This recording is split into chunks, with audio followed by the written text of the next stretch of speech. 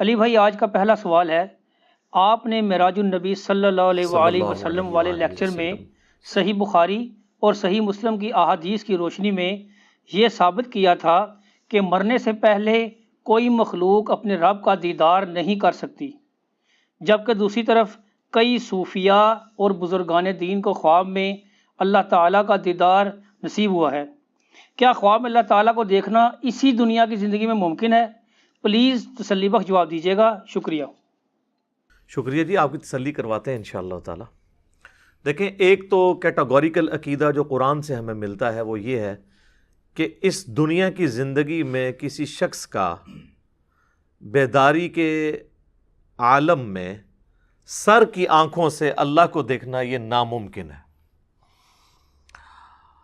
اس حوالے سے کئی ایک دلائل ہیں، اس میں ٹاپ آف دا لسٹ دلیل وہ ہے جو سورۃ الاعراف میں ایک اولو العزم پیغمبر سیدنا موسیٰ علی نبینا و علیہ الصلاۃ والسلام کے بارے میں آتا ہے، آیت نمبر 143 میں، کہ جب وہ کوہ طور پر اللہ تعالیٰ سے ملاقات کے لیے پہنچے تو اب ظاہر ہے کہ بار بار ملاقات کے بعد ان کے دل میں یہ شوق پیدا ہوا کہ میں اپنے رب کا دیدار بھی کروں، تو انہوں نے موقع غنیمت جانتے ہوئے اپنی ریکویسٹ پٹ کر دی کہ اے اللہ، میں تجھے دیکھنا چاہتا ہوں۔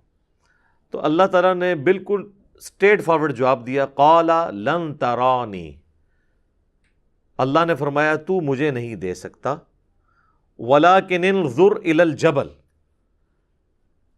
لیکن تم پہاڑ کی طرف دیکھو جس پہ ہم اپنی تجلی نازل کریں گے، اگر یہ پہاڑ قائم رہ گیا، ہماری تجلی کو برداشت کر گیا، تو پھر تم گمان کرنا کہ تم بھی دیکھ سکتے ہو۔ اور پھر اسی آیت میں آتا ہے کہ جب وہ پہاڑ پر اللہ نے تجلی فرمائی تو موسیٰ علیہ السلام اللہ تعالیٰ کو ڈائریکٹ دیکھنے کی وجہ سے نہیں بلکہ انڈائریکٹلی اس پہاڑ پہ تجلی جو پڑی اس کی وجہ سے بے ہوش ہو گئے، اور پھر جب ہوش میں ہے تو انہوں نے اللہ تعالیٰ کی طرف رجوع لائے کہ یہ تو ممکن نہیں ہے۔ اسی طریقے سے سورۃ الانعام کے اندر بھی اللہ تعالیٰ نے فرمایا ہے کہ لا تدرکہ الابصار، آنکھیں اس کے دیدار کا احاطہ نہیں کر سکتی، وہ ہر چیز کا احاطہ کیے ہوئے۔ تو ان آیات کی روشنی میں یہ چیز کلیئر ہے کہ یہ سر کی آنکھوں سے دنیا میں تو امپاسبل ہے۔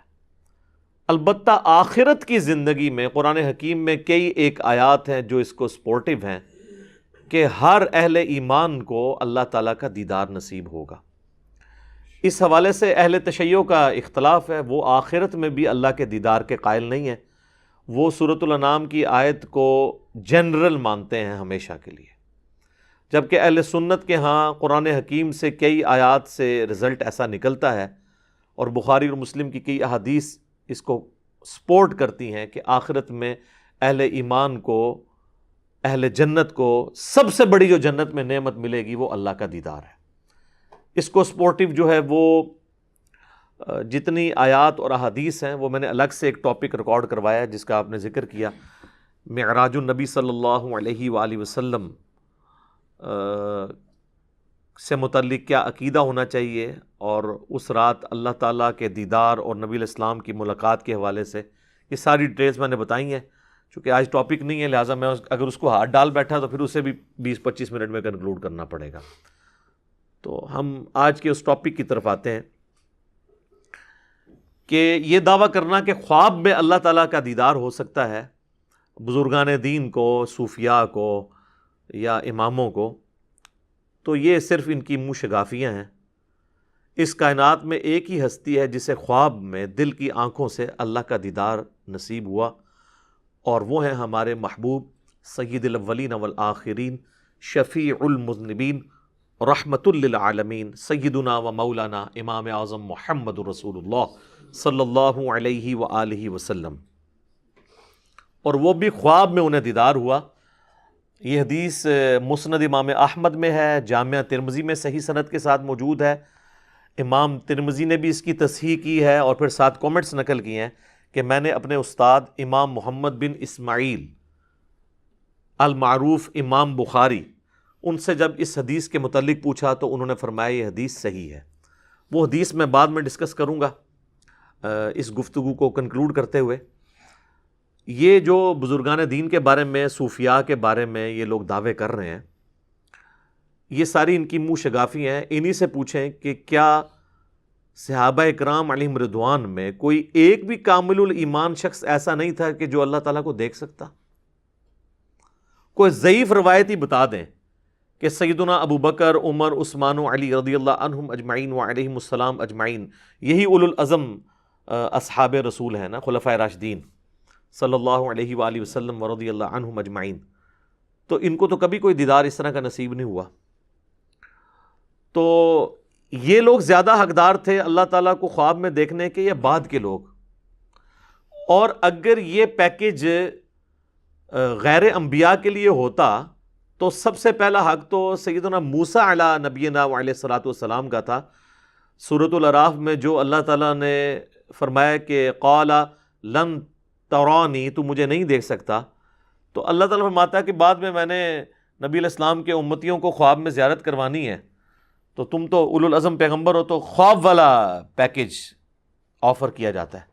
میں آن دا بہاف آف سیدنا موسیٰ علیہ السلام آپ کو گارنٹی سے کہتا ہوں کہ خواب والا پیکیج اگر موسیٰ علیہ السلام کو آفر کیا جاتا وہ قبول کر لیتے.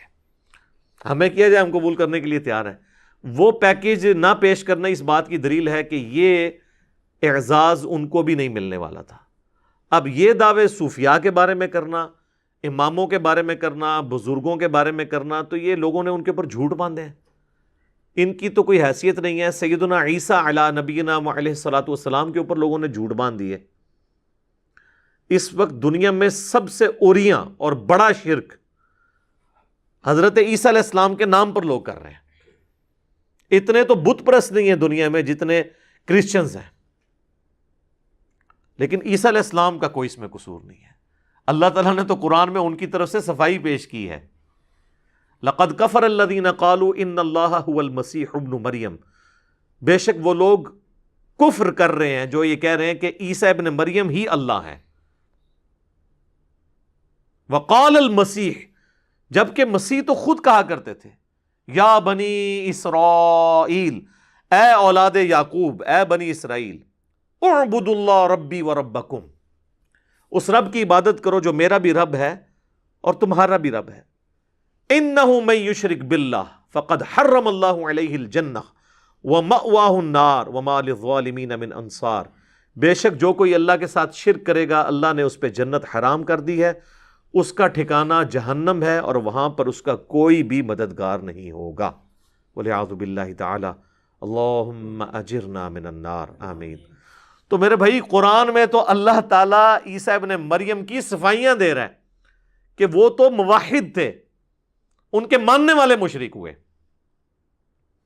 اسی طریقے سے بزرگوں کے بارے میں، اماموں کے بارے میں اگر کوئی چیزیں منسوب ہوئی ہیں تو ہم بزرگوں کو یا اماموں کو تختہ مشق نہیں بناتے، الا یہ کہ کسی بزرگ نے جان بوجھ کے اپنے بارے میں کوئی جھوٹ پھیلایا ہو، اور وہ بھی ہم وثوق سے تو نہیں کہہ سکتے، اس کا اور اللہ کا معاملہ ہے. انہوں نے پبلک میں مشہور کیا ہوا ہے کہ جی وہ خواب والا معاملہ تو بہت چھوٹا ہے، وہ تو کہتے ہیں بیداری میں دیکھا ہے. کشف المحجوب جو تصوف میں پہلی کتاب ہے فارسی زبان میں، عربی زبان میں تو اور کتابیں اس سے پہلے لکھی گئیں، لیکن فارسی میں پہلی جو ٹیکسٹ بک ہے تصوف پہ، وہ اعزاز آپ کو حاصل ہے. یعنی آپ کے ملک پاکستان میں لاہور میں وہ دربار ہے المعروف داتا دربار، سید علی بن عثمان حجویری المتوفہ 465 ہجری، انہوں نے کشف المحجوب لکھی ہے، اور اس میں وہ بایزید بستامی کے حوالے سے لکھتے ہیں کہ بایزید بستامی کہتے ہیں کہ جب میں پہلی دفعہ حج کے لیے گیا نا، تو میں نے جو ہے نا وہ کعبہ دیکھا اور کعبے کے رب کو نہیں دیکھا. اب یہ کون سی ڈیمانڈ ہے، یعنی کہ وہاں پہ کوئی، اور کہتے ہیں پھر جب میں اگلی دفعہ گیا نا تو پہلا حج تو کہتے ہیں میرا ضائع گیا، اگلی دفعہ گیا تو میں نے بیت اللہ کو بھی دیکھا اور بیت اللہ کے رب کو بھی دیکھا. اور یہ وہ دعویٰ خواب میں نہیں کر رہے، بیداری میں کر رہے ہیں. تو کہتے ہیں کہ جی میں نے کہا یہ بھی اس دفعہ بھی حج میرا گیا، کیونکہ یہ تو شرک ہو گیا، کعبہ بھی اور بیت اللہ بھی. یعنی جن لوگوں کو ان چیزوں کی سمجھ نہیں ہے. اور پھر کہتے ہیں میں جب تیسری دفعہ گیا نا تو کعبہ غائب تھا، صرف اللہ کو دیکھا. تو کہتے ہیں پھر بھی میرا حج نہیں ہوا کیونکہ اس میں موجود تھا. ٹھیک ہے نا. تو اب یہ وہ ایک کہانی ہے, اور یہ اتنی عجیب و غریب کہانی ہے کہ اکثر لوگ سن کے اس کو سبحان اللہ ہی کہتے ہیں کہ پتہ نہیں کتنی کو بڑی علمی کو بات کر دیتی ہے. تو اس میں انہوں نے ڈائریکٹ دعویٰ کیا ہے. اور تذکرۃ الاولیاء کے اندر شیخ فرید الدین عطار المتوفی 627 ہجری, یہ کتاب پوری دنیا کے اندر صوفیاء کے حالات کے اوپر ایک ٹیکسٹ بک کے طور پہ مانی جاتی ہے, تذکرۃ الاولیاء. تو اس کے اندر انہوں نے بایزید بستامی کے اوپر ایک چیپٹر باندھا ہے, بایزید بستامی کی معراج. اور وہ کہتے ہیں کہ جی بایزید بستامی کو باقاعدہ معراج ہوئی ہے جس طرح نبی علیہ السلام کو معراج ہوئی ہے, اور اس میں ان کا دعویٰ لکھا ہے کہ میں نے اللہ تعالیٰ کا مشاہدہ کیا ہے معراج کی رات, خواب میں نہیں, معراج کی رات جو انہوں نے معراج کی. اور اس کے بعد پھر کشف المحجوب اگر آپ پڑھ کے دیکھیں تو اس میں بایزید بستامی کے بارے میں آتا ہے کہ وہ کہا کرتے تھے سبحانی سبحانی ما اعظم شأنی, میں پاک ہوں, میری شان کتنی بلند ہے. تو علی بن عثمان اجویری کہتے ہیں کہ اصل میں اللہ ان کے منہ سے بولتا تھا, کوئی شخص خود تو یہ نہیں کہہ سکتا اپنے بارے میں, تو وہ بولنے والی حق تعالیٰ کی زبان تھی بایزید کے منہ سے. اب یہ وہ عقیدہ ہے جو ہمارا نبی الاسلام کے لیے بھی نہیں ہے. ہم نبی صلی اللہ علیہ وآلہ وسلم کے قلب اطہر پہ قرآن کا نزول مانتے ہیں. ہم یہ نہیں کہتے کہ اللہ تعالیٰ رسول اللہ کے منہ سے بولتا تھا, بلکہ ہم کہتے ہیں اللہ تعالیٰ جو ان پہ نازل فرماتا تھا وہ وہی نبی علیہ السلام ارشاد فرماتے تھے. یہ عقیدہ تو ہمارا نبی علیہ السلام کے بارے میں بھی نہیں ہے. اور پھر تذکرۃ الاولیاء کے اندر بھی یہی ان کے دعوے لکھے ہوئے ہیں, اور وہ بھی یہی اسی قسم کی باطل تعویلات کرتے ہیں. اور پھر وہ تو ایک سٹیپ آگے چلے گئے نا, انہوں نے کہا کہ بایزید بستامی سے جب پوچھا گیا کہ بتائیں قیامت والے دن سب لوگ رسول اللہ کے جھنڈے کے نیچے ہوں گے یا آپ کے جھنڈے کے نیچے ہوں گے؟ یہ پوچھنے والے بٹ کیڑے نے جنہوں نے قرآن حدیث دے ہی نہیں پتا. تو کہتے ہیں میں قسمیاں کہتا ہوں کہ محمد صلی اللہ علیہ وآلہ وسلم اور تمام انبیاء میرے جھنڈے کے نیچے ہوں گے. اور یہاں پہ انہوں نے ختم نہیں کیا, وہ کہتے ہیں لوائی اعظم من لوائی محمد, میرا جھنڈا محمد کے جھنڈے سے بھی بڑا ہوگا. استغفر اللہ واتوب الیہ. حضرت صاحب اگر آپ نے یہ بات کہی ہے نا تو آپ پاکستان میں آئیں تو سب سے پہلے میں پٹیشن فائل کروں گا 295C کی. اب ان لوگوں کے ماننے والوں کو کم از کم ان کتابوں کو پرنٹ کرنے والوں پہ تو 295C لگوانی چاہیے جب تک وہ پرنٹنگ سے توبہ نہیں کرتے. تو پھر وہ مصنف عطار صاحب جو ہیں فرید الدین عطار, وہ اس کی تعویل کرتے ہیں. وہ کہتے ہیں یار کہ بات یہ اتنے بڑے بزرگان دین تھے, یہ کیسے رسول اللہ کی توہین کر سکتے ہیں؟ اصل میں ان کے منہ سے اللہ بول رہا تھا جب وہ کہہ رہے تھے نا کہ میرا جھنڈا محمد کے جھنڈے سے بڑا ہے, تو اللہ کا جھنڈا تو محمد کے جھنڈے سے بڑا ہی ہوگا. ایک جھوٹ کو چھپانے کے لیے ایک اور جھوٹ بولا, اور وہ جھوٹ اتنا بڑا بلنڈر ہے کہ قیامت والے دن تو جھنڈا ہونا ہی ایک ہے. صحیح مسلم میں حدیث ہے قیامت والے دن سب سے پہلے میں قبر سے نکالا جاؤں گا, سب سے پہلے میں شفاعت کروں گا, اور سب سے پہلے میری شفاعت قبول کی جائے گی. اور صحیح مسلم میں حدیث ہے کہ سب سے پہلے میں جنت کے دروازے پر جاؤں گا, دستک دوں گا, تو دستک کے اگینسٹ جواب آئے گا فرشتے کی طرف سے, کون؟ تو میں کہوں گا محمد. تو وہ مجھے کہے گا کہ مجھے اللہ کی طرف سے یہی حکم تھا کہ یہ جنت کا دروازہ سب سے پہلے آپ کے لیے کھلا ہے. یہ ہے کتابوں کا خدا, یہ ہے کتابوں کا پیغمبر, اور بابوں کا ریلیجن اب آپ دیکھ لیں. تو پھر ہم کیوں نہ عرض کریں کہ مرنے سے پہلے اے مسلمان کر لے اس پہ غور, کتابوں کا خدا اور ہے, بابوں کا خدا اور. کتابوں کا دین اور ہے, بابوں کا دین اور. کتابوں کا جہاں اور ہے, بابوں کا جہاں اور. تو ٹھیک کہتے ہیں نا وکھرا جہاں ہوتا ہے, تو وکھرا یہ نظر آ رہا ہے وکھرا جہاں ہے. حتیٰ کہ بخاری اور مسلم دونوں میں حدیث ہے, نبی علیہ السلام نے فرمایا انا سید الاولین والآخرین, میں جتنے گزر چکے, جتنے قیامت تک آئیں گے, تمام کا سردار ہوں, اور اللہ کے حضور میں ان کا خطیب بنوں گا. یہ ہے کتابوں کا دین. اور دوسری طرف بایزید بستامی المتوفی 261 ہجری, ابو یزید بستامی, یزید ابا جی, تو 261 ہجری میں فوت ہوئے ہیں، اور میرے امام مسلم بھی 261 ہجری میں فوت ہوئے ہیں۔ ان کا نام ہے ابو الحسین مسلم بن حجاج القشیری۔ اور میں جو حدیثیں بیان کر رہا ہوں نا کہ قیامت والے دن لوگ میرے جھنڈے کے نیچے ہوں گے، میں شفاعت کروں گا، وہ امام مسلم لے کر آئے۔ کیسے ویسے میچ ہوا ہے کام؟ ابو یزید 261 ہجری والے اور ابو الحسین 261 ہجری والے، بالکل دونوں کے عقیدے ڈیفرنٹ ہیں۔ یہ ہے کتابوں کا دین اور وہ ہے بابوں کا دین۔ ہاں آپ کہہ لیں، کہنے کو تو دین سب کا اسلام ہے، لیکن کتابوں کا جہاں اور ہے، بابوں کا جہاں اور۔ اسلام کو صوفیاء بھی کلیم کر رہے ہیں، سلفی بھی کر رہے ہیں، بریلوی دیوبندی اہل حدیث شیعہ سب کر رہے ہیں، کتابوں میں دین دیکھنا ہے کیا ہے۔ تو یہ تو میں نے آپ کو اس لیے بتایا کہ یہ بیداری کے یہ لوگ دعویٰ کر رہے ہیں۔ اچھا، وہ تذکرۃ الاولیاء میں انہوں نے یہ بھی لکھا ہے کہ بایزید بستامی کے بارے میں جنید بغدادی فرمایا کرتے تھے کہ ان کا اولیاء میں وہی مرتبہ ہے جو جبرائیل علیہ السلام کا فرشتوں میں ہے، یعنی اولیاء کے سردار کون ہیں؟ بایزید بستامی، جیسا کہ فرشتوں کے سردار ہیں۔ تو شیخ عبد القادر جیلانی تو فارغ ہو گئے، بیک وقت تو دو نہیں ہو سکتے نا، اور حقیقت یہ ہے کہ یہ دونوں ہی فارغ ہیں۔ اولیاء اللہ کا سردار امت کے اندر کوئی ہے نا تو وہ ابو بکر، عمر، عثمان و علی ہیں رضی اللہ عنہم اجمعین وعلیہم السلام اجمعین، کیونکہ غیر نبی کے اوپر یہی کیٹیگری ہے نا اولیاء اللہ کی۔ تو کہانی ہے، شیخ عبد القادر جیلانی رحمۃ اللہ علیہ کو تو پتہ بھی نہیں ہوگا میرے ساتھ انہوں نے کیا کچھ کیا ہے۔ تو بال یہ جو ٹائٹل انہوں نے دیا تھا وہ بھی انہوں نے خود کتابوں میں چھین لیا ہوا ہے خود ہی۔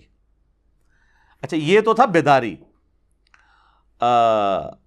اب خواب میں آپ کو بتاتا ہوں جو ان کے کلیم ہے۔ آپ ذرا امام حنیفہ کے تعارف کے اوپر کتابیں پڑھیں نا حنفیوں کی، تو وہ کہتے ہیں جی 100 دفعہ اللہ کی زیارت کی ہے۔ اچھا جی، فضائل اعمال شیخ زکریا کاندلوی صاحب کی، اس میں آپ فضائل قرآن والا چیپٹر نکال لیں نا، فضائل اعمال کا، اس میں وہ لکھتے ہیں کہ ایک رات امام احمد بن حنبل کو اللہ تعالیٰ کی خواب میں زیارت ہوئی۔ تو احمد بن حنبل نے سوال کیا کہ اے اللہ، میں تیرا قرب حاصل کرنا چاہتا ہوں، سب سے آسان ذریعہ کیا ہے؟ تو اللہ تعالیٰ نے فرمایا کہ قرآن۔ سر یہ قرآن، اگر اللہ فرما رہا ہے کہ قرآن میرے تک پہنچنے کا ذریعہ ہے تو اس کے بعد تو کوئی گنجائش نہیں رہتی۔ وہ کہتے ہیں کہ احمد بن حنبل نے آگے سے پوچھا کہ یا اللہ، سمجھ کے یا بغیر سمجھ کے؟ یار قرآن اللہ نے اس لیے نازل کیا تھا کہ لوگ آگے سے یہ سوال کریں گے کہ سمجھ کے کہ بغیر سمجھ کے؟ یہ مردے بخشوانے کا ذریعہ تھا، اور وہ احمد بن حنبل جسے عربی بھی آتی ہے اسے یہ کہنے کی کیا ضرورت ہے؟ یہ چور نے اپنی لنگوٹی چھوڑی ہے۔ یہ سمجھے کہ احمد بن حنبل جو ہے نا کوئی جنوبی پنجاب سے تھے یا کے پی سے تھے کہ جن کو پشتو آتی تھی اور عربی آتی نہیں تھی۔ ظاہر ہے وہ فضائل اعمال زیادہ تر کے پی میں پڑھی جا رہی ہوتی ہے نا، تو وہ آپ فضائل اعمال جو پڑھ رہے ہیں نا کے پی والے ہمارے پٹھان بھائی، ان کو بتائیں کہ احمد بن حنبل پٹھان نہیں تھے، وہ اگرچہ عجمی تھے لیکن عربی ان کی مادری لینگویج تھی۔ تو آگے سے کہتے ہیں اللہ تعالیٰ نے کہا کہ چاہے سمجھ کے پڑھ چاہے بغیر سمجھ کے پڑھ۔ یعنی قرآن اس لیے نازل ہوا ہے، یعنی پورے کا پورا قرآن اس کے اگینسٹ کھڑا ہے۔ صرف سورۃ الانعام کی جو آیت نمبر 19 ہے، وَأُوحِيَ إِلَيَّ هَذَا الْقُرْآنُ لِأُنذِرَكُمْ بِهِ وَمَنْ بَلَغَ۔ اے نبی فرما دو قرآن میں نے اس لیے نازل کیا کہ اس کے ذریعے نصیحت کرو، اے نبی تم ان کو بھی، اور جس تک یہ پہنچ جائے کتاب اس کے ذریعے نصیحت کرے۔ تو نصیحت جو ہے وہ سمجھ کے ہوگی یا بغیر سمجھ کے؟ فَذَكِّرْ بِالْقُرْآنِ مَن يَخَافُ وَعِيدٍ، اے نبی قرآن کے ذریعے لوگوں کو نصیحت کریں جو اللہ کی دھمکی سے ڈرتے ہیں۔ تو قرآن تو سراپا ہدایت ہے، یہ سمجھ کے یا بغیر سمجھ کے۔ اور یہی وجہ کہ پھر آپ کو یہ لوگ جو ہے نا وہ یہی کہتے نظر آئیں گے جی میں اتنے سپارے پڑھتا ہوں تو میں اتنے، اور وہ بھی فضائل اعمال کے اندر لکھا ہوا ہے کہ جی ایک بزرگ تھے روزانہ 3 قرآن پڑھتے تھے، اور پھر ایک اور کے بارے میں لکھتے ہیں کہ وہ 8 قرآن پڑھا کرتے تھے روزانہ کے۔ 8 قرآن روزانہ کے پڑھنا کیا پاسبل ہے؟ بغیر سمجھ کے بھی نہیں پڑھے جا سکتے۔ یہ تو اس کے ساتھ کوئی اس کا تعلق ہی نہیں بنتا، بغیر سمجھ کے بھی 8 قرآن نہیں پڑھے جا سکتے۔ سر آپ کو 15 سے 20 منٹ تو چاہیے نا ایک سپارہ پڑھنے کے لیے بغیر سمجھ کے۔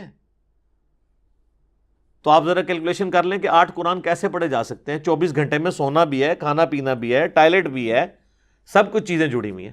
صحابہ نہیں پڑھ سکتے تھے. صحیح مسلم میں حدیث ہے، بخاری میں بھی اس کا کچھ حصہ موجود ہے کہ نبی علیہ السلام فرمایا تم میں سے کسی کی استطاعت ہے کہ رات میں تہائی قرآن پڑھ لے؟ صحابہ نے کہا یا رسول اللہ ہم میں کون ایسی استطاعت رکھ سکتا ہے؟ تو آپ نے فرمایا کہ سورہ اخلاص تہائی قرآن کے برابر ہے. تو صحابہ نے تو نہیں کہا کہ بھئی ہمارے جو گھوڑے کے سم سے جو خاک اڑے گی وہ کسی ہمارے گھوڑے کی نتنوں میں بیٹھے تو کوئی بزرگ اس کو نہیں پہنچ سکتا، تو جب بزرگ 8 قرآن پڑھیں گے تو ہم کیوں نہیں پڑھ سکتے یا رسول اللہ؟ کہانی ہے نا، جو مرضی بیان کرو. جو میں کہتا ہوں صحیح مسلم میں وہ حدیث ہے کہ بنو سلمہ جو ہے مسجد نبی کے قریب شفٹ ہونے لگے. نبی علیہ السلام نے ان کا جھمگٹا دیکھا. آپ نے فرمایا کیا ارادہ ہے؟ کہ یا رسول اللہ اتنی دور سے آتے ہیں اپنے گاؤں سے تو جماعت رہ جاتی ہے، چاہتے ہیں آپ کے پاس شفٹ ہو جائیں. اتنی دور سے مشقت کر کے پیدل چل کے آنا پڑتا ہے. تو آپ نے فرمایا کہ جتنے قدم چل کے آتے ہو نا اتنی نیکیاں تمہارے نامہ اعمال میں لکھی جاتی ہیں. تو انہوں نے پھر دوبارہ شفٹ ہو گئے وہ، اور انہوں نے ارادہ ترک کر دیا. تو میں کہتا ہوں یار یہ تو کہتے ہیں بزرگ جو ہے وہ ایک نماز مکے پڑھتے ہیں، دوسری مدینے پڑھتے ہیں، روحانی طور پہ تیسری بیت المقدس. صحابہ کو تو اپنے گھر مدینے کے گاؤں سے شہر میں شفٹ کرنے پڑ رہے ہیں. نبی علیہ السلام کو تو بقول ان کے کہنا چاہیے تھا کہ بھئی آنے میں تکلیف ہوتی ہے تو اڑ کے آ جایا کرو. تمہارے گھوڑے کے نتنے میں بیٹھنے والی خاک سے بھی گئے گزرے جو بزرگان دین ہوں گے وہ تو اڑا کریں گے، تو تم نہیں اڑ سکتے؟ سر یہ کتابوں کا دین ہے. کتابوں کا دین بابوں کے دین سے بالکل مختلف ہے. جب تک یہ بابے نہیں نہ اکھڑتے اس وقت کتابیں نہیں ان کے اندر داخل ہوں گی. اب تو اللہ کا شکر ہے اکھڑ گئے ہیں، اب تو کبھی کوئی یاد کرواتا ہے تو یاد آتا ہے. تو ادروائز تو اللہ کا شکر ہے کہ یہ سارا کے سارا معاملہ کلیئر ہو گیا. اچھا پھر فضائل مال کے اندر انہوں نے نا صرف یہاں پہ دروازہ نہیں بند کیا قرآن کو سمجھنے کا، انہوں نے اس کو مزید انشور کیا اور انہوں نے کہا کہ قرآن پاک جو ہے نا اس کی تفسیر کے لیے، اس کو سمجھنے کے لیے 15 علوم چاہیے تاکہ بالکل انشور ہو جائے کہ کوئی ترجمے کی طرف جائے ہی نہ. اور وہ گنواتے گنواتے 14 علوم تک جب پہنچے ہیں نا، اور جب 15واں لکھا ہے تو لکھا 15واں وحی ہے، گاڈ گفٹڈ، کہتے ہیں اللہ کی طرف سے. جو ہم کہتے ہیں نا نبوت وحی ہے، ولایت کسبی ہے، یہ 2 ٹرمز ہیں. یعنی جو آپ محنت کر کے حاصل کر سکتے ہیں اسے کہتے ہیں کسبی، یہ کسب حلال. تو نبوت کسبی نہیں ہے، وحی ہے جسے اللہ تعالیٰ دے. تو وہ کہتے ہیں 15واں علم جو ہے وہ وحی ہے. وحی نہیں، وحی ویسے ہسٹری بڑھا ہے، وحی. تو اب وہ کون شخص دعویٰ کر سکتا ہے کہ میرے پاس وہ وحی علم ہے؟ تو اگر کوئی 14 علوم سیکھ بھی لے، ایون ویسے تو ان کے لوگوں کو 14 کے انعام بھی نہیں آتے ہوں گے، تو وہ پھر کہیں گے جی 15واں تو پھر بھی تہاڈے کول کوئی نہیں ہے کیونکہ تہاڈا فرقہ دوسرا ہے. تو یہ سب انہوں نے کہانیاں ہرڈلز رکھی تھی. قرآن کے دشمن ہیں، ایسے دشمن ہیں کہ کوئی بیچارہ اگر قرآن لے کے بیٹھے نا ترجمے سے پڑھنے کے لیے تو پہلی اس پہ قدغن یہ لگائیں گے جی بغیر وضو کے آپ قرآن کو ہاتھ نہیں لگا سکتے. اب تو خیر ٹچ سکرین موبائل نے مسئلہ حل کر دیا ہے، وہ تو یہ بھی مانتے ہیں کہ اس کو آپ ہاتھ لگا سکتے. وضو کر کے کوئی بیٹھ جائے گا تو کہے کہ آپ نے ڈائریکٹ نہیں پڑھنا، کسی عالم سے جا کے پڑھنا ہے. عالم کے پاس جائیں گے تو وہ آگے تفسیروں کے چکر میں ڈال دے گا. وہ کہے گا جی اس کا تو ترجمہ ہے نا، یہ ترجمے میں سے ڈائریکٹ نہیں مطلب نکلنا، آپ نے جو انڈائریکٹ مطلب بھی نہیں نکلتا وہ آپ نے نکالنا ہے. اس میں سے جو اچھل اچھل کے ڈائریکٹ نکل رہا ہوگا نا وہ نہیں آپ نے نکالنا. مطلب ایاک نعبد و ایاک نستعین سے اچھل اچھل کے کیا نکل رہا ہے کہ اللہ کو پکارنا ہے، یہ نہیں آپ نے مطلب سمجھنا. آپ نے بابوں کے پکارنے کو بھی اللہ کا پکارنا سمجھنا ہے. تو اس طریقے سے یعنی یہ پھر ڈسیو کرنے کی کوشش کرتے ہیں. اور پھر یہ ان کے پاس ہتھیار ہے جی وہ 15واں علم وحی ہے. اور جناب سنبھال لو وہ 15واں علم کس نے حاصل کیا اور کس نے بتایا. اچھا یہ تو میں نے آپ کو بتایا کہ یہ خواب اور بیداری کے بارے میں. ایک اور بڑا انٹرسٹنگ واقعہ ہے، فضائل حج شریف میں لکھا ہوا ہے. فضائل حج بھی فضائل مال کا ایک چیپٹر ہے لیکن الگ سے چھپتا ہے. بیسیکلی یہ پورا ایک نصاب تھا، اس کا نام تھا تبلیغی نصاب. تبلیغی نصاب کے اندر نا چیپٹرز تھے، فضائل نماز، فضائل قرآن، فضائل درود، فضائل حج، یہ بے شمار چیپٹرز تھے. انہوں نے پھر چھانٹی کر کے نا کچھ چیپٹرز کٹھے کر کے فضائل اعمال کے نام سے چھاپ دیے. ایک چیپٹر اسی میں سے کاٹ کے الگ کر کے فضائل درود بنا دیا، ایک چیپٹر فضائل حج بنا دیا. اور پلیز اس کی یہ لی کہ یہ تو حج کے دنوں میں ضرورت ہے، آپ دیکھیں حج کے دنوں میں فضائل حج سے درس ہو رہا ہوتا ہے، فضائل مال سائڈ پہ پڑی ہوتی ہے، فضائل مال بھی بعد میں نام رکھا گیا. اصل یہ کتاب تھی تبلیغی نصاب، یعنی ان کا نصاب، اس میں سے فضائل مال نکالی گئی چند ایک چیپٹرز کو اکٹھا کر کے. فضائل حج علیحدہ سے چیپٹر چھپا ہوا ہے، اس میں وہ کہتے ہیں کہ ابدال میں سے ایک شخصیت کا بیان ہے. اب ابدال کون، شخصیت کون، ایکس وائی زی، وہ اس طرح کے ایک آواز آئی، بزرگوں نے فرمایا. وہ کہتے ہیں ابدال میں سے ایک شخصیت کا فرمان ہے. وہ کہتے ہیں کہ جی ان سے کسی نے حضرت خضر سے جب ملاقات ہوئی ان کی، حضرت خضر کے اوپر میرا آپ دیکھ لیں موسیٰ اور خضر والا، آپ کو بتاؤں گا یہ خضر ہے کون ہے اور انہوں نے کون سا خضر بنایا ہوا ہے. یہ لفظ ہے خضر. حضرت خضر سے ملاقات ہوئی ابدال میں سے ایک شخص کی، تو اس نے کہا کہ حضرت آپ تو اس امت کے بڑے بڑے اولیاء کے پاس گئے ہیں، آج تک آپ کو کوئی ایسا ولی ملا ہے جو مرتبے میں آپ سے بھی زیادہ ہو؟ ان کا ہاں جی ایک بندہ ملا تھا. انہوں نے کہا پھر دسو کون سی؟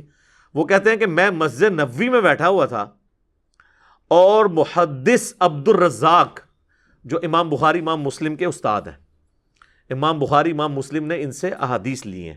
مصنف عبد الرزاق اور مصنف ابن ابی شیبہ، یہ دو کتابیں ہیں جو ایک زمانے میں لکھی گئی، دونوں اب اردو میں ترجمہ ہو چکی ہیں. وہ کہتے ہیں جی محدث عبد الرزاق جو تھے نا، وہ درس حدیث دے رہے تھے مسجد نبوی کے اندر بیٹھ کے، تو لوگ ان کے گرد جھمگٹا لگائے بیٹھے ہوئے تھے، اور ایک نوجوان جو ہے نا وہ یوں کر کے نا اپنے گریبان میں سر دیے ہوئے کونے میں بیٹھا تھا، وہ درس حدیث نہیں سن رہا تھا. تو کہتے ہیں حضرت خضر کہتے ہیں میں اس کے پاس گیا اور میں نے کہا کہ اتنے بڑے محدث مسجد نبوی میں درس دے رہے ہیں اور تم ان کا درس سننے کی بجائے سائڈ پہ بیٹھے ہوئے ہو. تو کہتے ہیں اس نے نا سر بھی نہیں اٹھایا، اسی حالت میں کہا کہ لوگ جو ہے نا یہ تو عبد الرزاق سے حدیثیں سن رہے ہیں، ہم تو ڈائریکٹ رزاق سے سنتے ہیں. جی جی جی، یہ یعنی یہ بات اور غلام احمد قادیانی کے دعوے میں کیا فرق ہے؟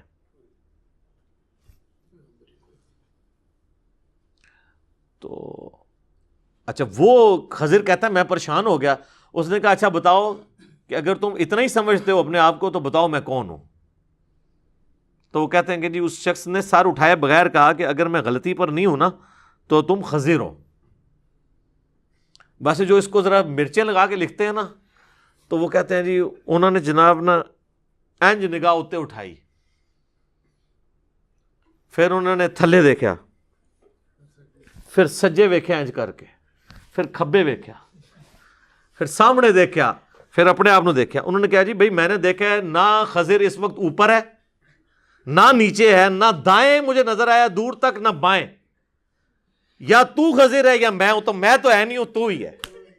اے رے کوارڈینیٹس انہوں نے لوکیٹ کیتے نے، اوندے اوندے پہنچ گئے ہو، لبدے لبدے.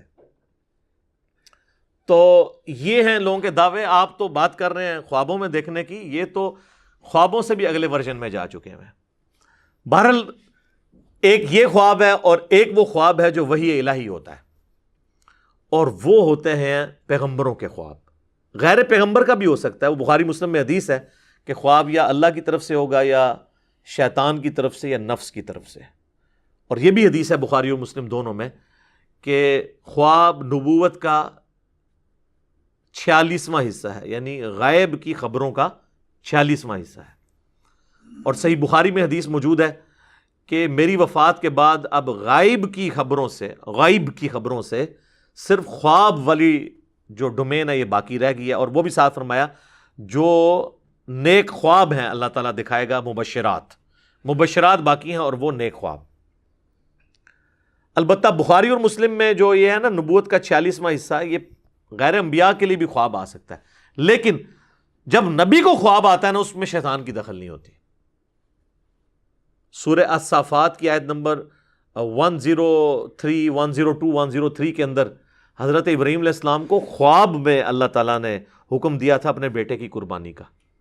یہ تو بہت بڑا ایک ڈیسیژن تھا نا، ایک بندہ مارنا ہے آپ نے، تو وہ خواب وہی الہی تھا اور وہ ایگزیکیوٹ کرنے پہنچ گئے. وہ تو پھر اللہ تعالیٰ نے اس کے بدلے میں ایک فدیہ نازل فرما دیا.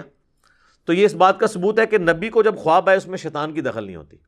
ہمارے محبوب صلی اللہ علیہ وآلہ وسلم کو بھی ایک خواب آیا جس میں اللہ تعالیٰ کی زیارت ان کو نصیب ہوئی، جس سے بات سٹارٹ ہوئی تھی.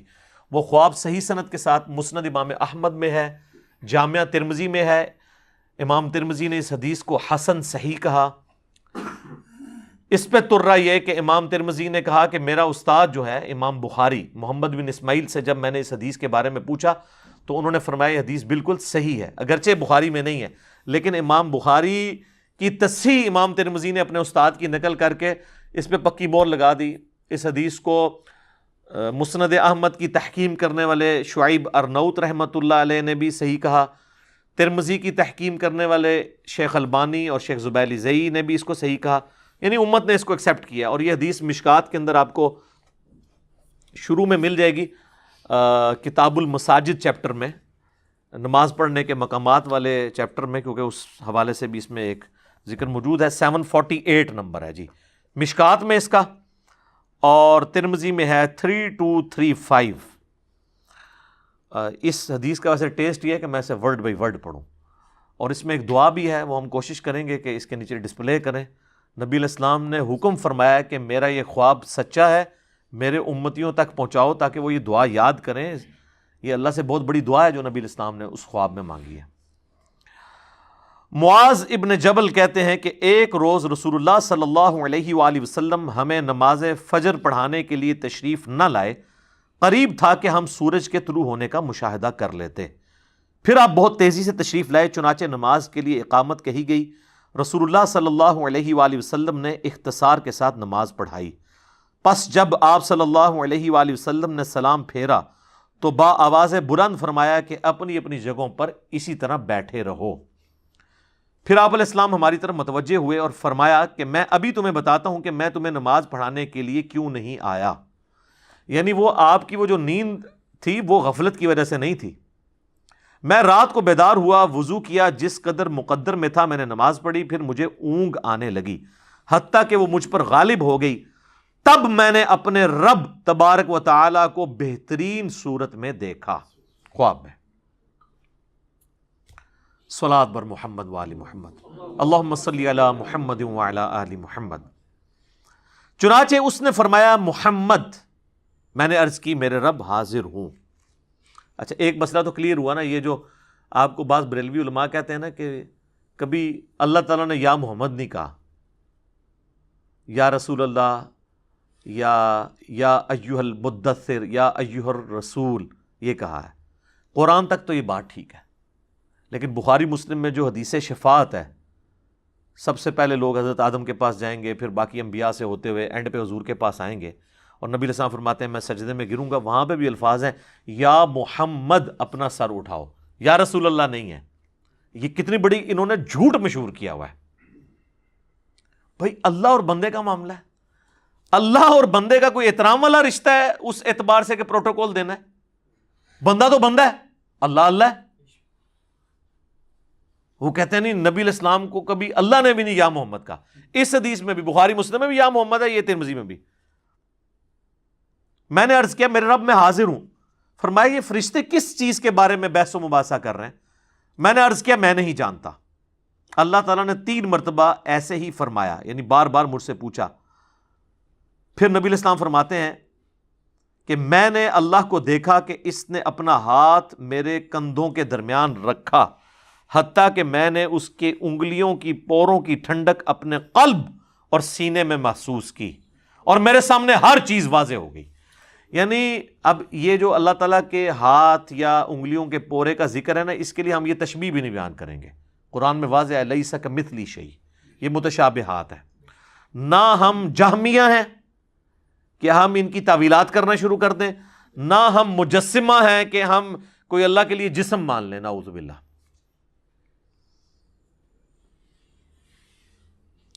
اور یعنی اس کی برکت سے پھر ہر چیز کہتے ہیں مجھے واضح ہوگی اور میں نے پہچان لی. پھر میرے رب نے مجھ سے فرمایا محمد. میں نے عرض کی میرے رب میں حاضر ہوں. یہ مقرر فرشتے کس چیز کے بارے میں بحث و مباحثہ کر رہے ہیں؟ میں نے عرض کیا کہ گناہ مٹا دینے والے اعمال کے بارے میں. اللہ نے پوچھا وہ کیا ہیں؟ اب سکھایا اللہ نے خود ہی ہے، لیکن یہ اصل میں تربیت ہو رہی ہے. میں نے عرض کیا باجماعت نماز پڑھنے کے لیے چل کر جانا. یہ آپ نے ذرا مال نوٹ کر رہے ہیں. نماز کے بعد مسجد میں ہی بیٹھے رہنا، اور ناگواری کے باوجود اچھی طرح مکمل وضو کرنا، 3 اعمال۔ پھر وہ کس چیز کے بارے میں بحث کر رہے ہیں؟ میں نے عرض کیا درجات کے بارے میں۔ فرمایا وہ کیا ہے؟ میں نے عرض کیا کھانا کھلانا، نرمی سے بات کرنا، اور جب لوگ سو رہے ہوں تو نماز تہجد پڑھنا، یہ درجات کی بلندی کا سبب ہے۔ اور جو پہلے 3 اعمال تھے وہ گناہوں کے مٹانے والے 3 اعمال ہیں۔ اچھا، آج نبی علیہ السلام فرماتے ہیں کہ اللہ تعالیٰ نے پھر مجھ سے فرمایا کہ اے محمد کچھ مانگنا ہے تو مجھ سے مانگ لو۔ اب نبی علیہ السلام نے اسی وقت ایک دعا، وہ اللہ نے ان کو تعلیم کی یا فی البدی زبان پہ آئی خواب کی حالت میں، تو وہ جو باتیں ڈسکس ہو رہی تھی نا، نیک اعمال، گناہوں کو مٹا دینے والے اعمال، درجات کے بلندی والے، تو نبی علیہ السلام کہتے ہیں جب مجھے اللہ نے کہا نا کہ مانگ لے کچھ مجھ سے مانگنا ہے، تو میں نے پھر یہ دعا مانگی۔ وہ ہے دعا جناب، اللہم انی اسألک فعل الخیرات وترک المنکرات وحب المساکین وان تغفر لی وترحمنی واذا اردت فتنة فی قوم فتوفنی غیر مفتون اسألک حبک وحب من یحبک وحب عملی یقربنی الی حبک۔ یہ دعا کہتے ہیں میں نے جب مانگی، اس کا ترجمہ میں بعد میں بتاتا ہوں، تو رسول اللہ فرماتے ہیں صلی اللہ علیہ وآلہ وسلم میرا یہ خواب حق ہے، اسے یاد کر لو اور اسے دوسروں تک پہنچاؤ۔ امام ترمذی فرماتے ہیں حدیث حسن صحیح ہے، اور میں نے محمد بن اسماعیل بخاری سے اس حدیث کے متعلق پوچھا تو انہوں نے فرمایا یہ حدیث صحیح ہے۔ اب یہ ہے اصل میں وہ دعا جو آپ کو یاد کرنی چاہیے۔ اللہ کا شکر ہے میں نے تو 1994 میں یاد کی تھی، جب مجھے پہلی دفعہ یہ پتہ چلی، جب میں FSC میں پڑھتا تھا، تو نماز کے تشہد میں اسے پڑھیں اس دعا کو، کیونکہ بخاری مسلم میں حدیث ہے جب درود شریف پڑھ چکو تشہد میں، اس کے بعد جو چاہو اپنے رب سے مانگو۔